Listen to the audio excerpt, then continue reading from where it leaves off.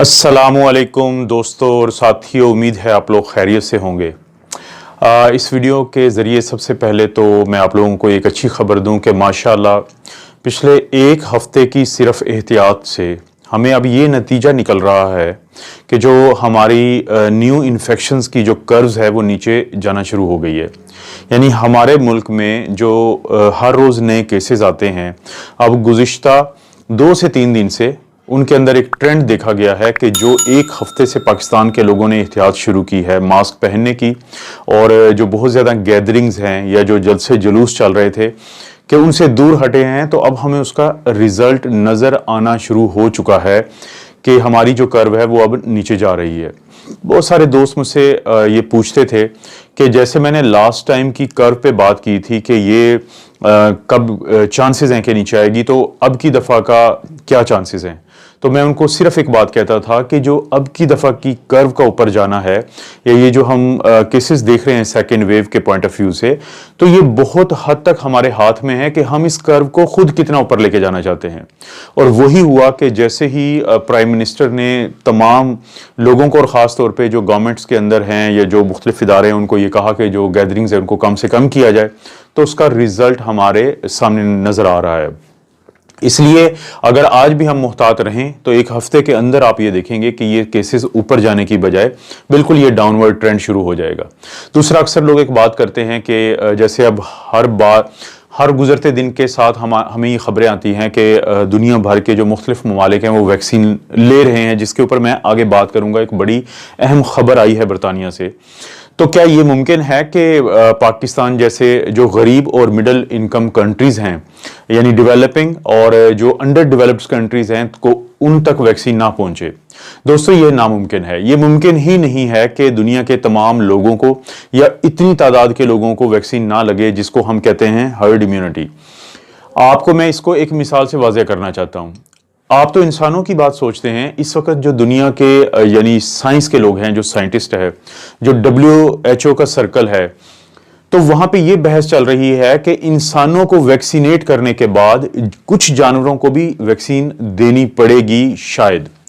उन जो जानवरों में टॉप पे कौन से हैं? एक तो मिंक्स, जिनको हम आबी नियोले भी कहते हैं, और जो दुनिया में बहुत ज़्यादा पाले जाते हैं, ख़ासतौर पर नॉर्दर्न यूरोप में फर कोट बनाने के लिए, क्योंकि उनमें ये वायरस पाया गया है और उनमें इंसानों की तरह बहुत ज़्यादा अमवात भी हुई हैं, और वहाँ से वापस ये इंसानों में भी आया है अपनी शक्ल तब्दील करके किसी हद तक, जिसको फिर कंटेन कर लिया गया है। इसके अलावा ये जो वायरस है कोरोना का, इसकी ये पॉजिटिव आया है बिल्लियों में भी, और कुत्तों में भी, और टाइगर्स में भी, और लॉयंस में भी। तो साइंस की दुनिया में ये सोचा जा रहा है कि अगर इंसानों के बाद इनको हम वैक्सीनेट नहीं करते, कि जिनके अंदर हमने आइडेंटिफाई कर लिया है कि ये कोरोना वायरस जाके बैठ सकता है और म्यूटेट कर सकता है, तो खुदा ना खास्ता कल अगर ये म्यूटेशन हो गई तो ये वापस जब इंसानों में आएगी तो ये इसी तरह एक खुदा ना खास्ता एक नई पैंडेमिक का बाइस बन सकती है। तो दोस्तों, खुद सोचें कि अगर दुनिया के अमीर ममालिक खुद को वैक्सीन लगा लेते हैं और जो गरीब ममालिक हैं उन तक वैक्सीन नहीं आती, तो क्या उन इंसानों में रहते हुए ये कोरोना वायरस किसी भी वक्त म्यूटेट नहीं कर सकता, अपनी शक्ल चेंज नहीं कर सकता? अगर ऐसा हो जाता है तो फिर वो तमाम ममालिक जो अमीर मुल्क हैं, जिन्होंने वैक्सीन लगवा ली होगी, तो उनकी वो वैक्सीन नाकारा हो सकती है। इसलिए आप इत्मीनान रखें कि दुनिया के जितने भी अमीर मुल्क हैं उनको लेके अक़वाम मुत्तहिदा ने एक फैसिलिटी क्रिएट की है, जिस पे मैं एक वीडियो बना चुका हूं, जिसको कोवैक्स फैसिलिटी कहते हैं, जिसके ज़रिए इस चीज़ को हर सूरत मुमकिन बनाया जाएगा कि दुनिया के वो भी ममालिक के जो अफोर्ड नहीं कर सकते हैं, तो उन तक भी वैक्सीन उनको दी जाए और लगाई जाए, ताकि इस वायरस का पूरी दुनिया से खात्मा किया जाए। क्योंकि हम यहाँ पे पैंडेमिक की बात कर रहे हैं, और पैन का मतलब होता है पूरी दुनिया में। इसी तरह एक बहुत अच्छी खबर आई है बरतानिया से। अगरचे आप सब दोस्तों को, आप अखबारों में पढ़ते रहते हैं कि जो अमेरिका में फाइज़र ने अप्लाई किया हुआ है, वहाँ की जो एक इदारा जो इस चीज़ को मुमकिन बनाता है कि कोई भी दवाई जो वो समझता है अपने शहरियों के लिए कि वो महफूज है, कोई वैक्सीन जो महफूज है और लोगों की जान बचा सकती है, तो एमरजेंसी यूज़ ऑथराइजेशन के कानून के तहत उसके इस्तेमाल की इजाज़त देता है। तो उसको हम कहते हैं FDA, food and drug authority administration. तो वो जो इदारा है वो अभी रिव्यू करेगा और 10 दिसंबर के बाद हम किसी भी वक्त खबर सुन सकते हैं कि वहाँ पे फाइज़र की जो वैक्सीन है उसकी इजाज़त मिलने के चांसेस हैं। लेकिन इससे भी बड़ी खबर आ गई है और उस खबर को दुनिया के जो बड़े बड़े और बहुत काबिल एतबार अखबारात हैं उन्होंने पब्लिश किया है, और उनमें से 2 का जो लिंक है वो मैं डिस्क्रिप्शन में दे दूंगा, आप खुद भी खबर पढ़ सकते हैं कि हो सकता है कि अमेरिका से पहले बरतानिया की जो ड्रग रेगुलेटरी अथॉरिटी है और जिसका नाम है medicine and health care products regulatory agency,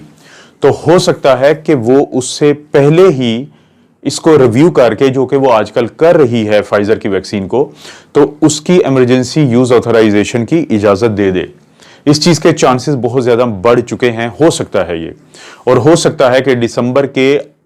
पहले हफ्ते के इख्तिताम पे हमें कोई ऐसी खबर सुनने को मिले कि जिसमें ये पता चले कि अगर उनकी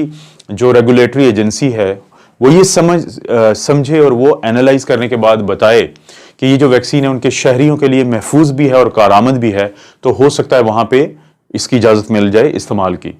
लेकिन जो वहाँ पे बातें सर्कुलेट कर रही हैं तो उसके चांसेस ये हैं कि अगरचे इससे पहले जो बरतानिया की एक एडवाइजरी कमेटी है ऑन वैक्सीनेशन एंड इम्यूनाइजेशन, उसने गवर्नमेंट को ये कहा था कि सबसे बेहतर ये होगा कि जो नर्सिंग होम्स में बुजुर्ग हैं, बूढ़े हैं और जो उनको देखने वाला स्टाफ है, तो सबसे पहले उनको वैक्सीन लगाई जाए। क्योंकि जो पिछले दिनों बरतानिया में डाटा शाया हुआ था कि जून 2020 तक जो अमवात हुई थी तो उनमें सबसे ज्यादा अमवात हुई थी नर्सिंग होम में रहने वाले बुजुर्गों में। तो अगरचे पहले ये प्लान था, लेकिन फाइजर की वैक्सीन के साथ एक इशू है कि उसको बहुत ज्यादा जगह पे आप लेके नहीं जा सकते और ज्यादा दिन के लिए नहीं रख सकते, यानी 5 दिन से ज्यादा, कि जब वो अपने -80 के टेम्परेचर से बाहर उसको लाया जाता है। तो वहां पे अब उन्होंने इस अपनी स्ट्रेटेजी को रिवाइज किया है और इस चीज के चांसेस हैं कि उनका जो NHS है, यानी नेशनल हेल्थ सर्विस, जो कि ब्राजील की हेल्थ सर्विस के बाद दुनिया की सबसे बड़ी पब्लिकली फंडेड यानी गवर्नमेंट फंडेड एक हेल्थ सर्विस है, तो सबसे पहले उसके जो एम्प्लॉयज हैं हो सकता है कि ये वैक्सीन उनको लगे फाइजर की, और दूसरे मरहले पे जो एस्ट्राजेनेका की जो वैक्सीन है वो फिर लगाई जाए बाकी तमाम लोगों को, जिसमें नर्सिंग होम्स के लोग हैं, 80 साल की उम्र के ज़्यादा के लोग हैं, और वो तमाम लोग जो इनका ख्याल रख रहे हैं। क्योंकि फ़र्क ये है कि जो फाइजर की वैक्सीन है उसको बहुत ज़्यादा आप उठा के एक से दूसरे स्टेज पे बार बार नहीं लेके जा सकते, जो कि एस्ट्राजेनेका की वैक्सीन के साथ मुमकिन है।